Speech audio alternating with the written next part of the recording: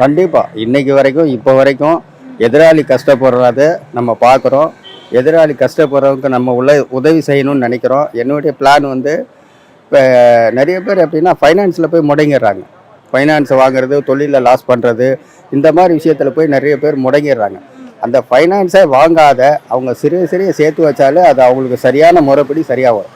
இந்த ஃபைனான்ஸ் வாங்குறதுனால என்ன ஆகும் சொன்னால் மேற்படி அவங்களுக்கு கடன் ஆகிடுது. 10,000 வாங்கணும்னு சொன்னால் அவங்க வெறும் 8,500 கொடுக்குறாங்க, 1,500. இப்போ லட்சக்கணக்கு வாங்கும்போது 85 கொடுத்து 15,000 பிடிச்சிடறாங்க. இதெல்லாம் அவங்களுக்கு ஒரு பெரிய லாஸு தான். இப்போ நான்லாம் வந்து எப்படின்னு கேட்டிங்கன்னா, கஷ்டப்படுறவங்களுக்கு உதவக்கூடிய ஒரு மனிதாபிமானத்தில் நம்ம இருக்கிறோம். அதனால் அது கஷ்டப்படுறவங்க பட்டுக்கிட்டே தான் இருக்கிறாங்க. நம்மளும் நிறைய பேருக்கு சொல்லி பார்த்துட்டோம், உதவியும் செஞ்சாச்சு. மேலும் மேலும் அவங்க தப்பை தான் பண்ணிகிட்டு இருக்காங்க. அது எப்படின்னு தெரியல எனக்கு. ஓகே, உங்களுக்கு ஒரு கஷ்டம்னா என்ன சொல்லுவீங்க? நமக்கு கஷ்டம் வந்துலாம் போயிடுச்சு, இப்போதைக்கு கஷ்டம் வராதுன்னு நினைக்கிறேன். முழு நம்பிக்கையில கஷ்டம் வராது. அது கடவுள் அறிவுருவானாக எந்த ஒரு இதாக இருந்தாலும் பார்த்துக்குருவார் அவர். அதனால் அந்த தைரியம் இருக்குது எனக்கு.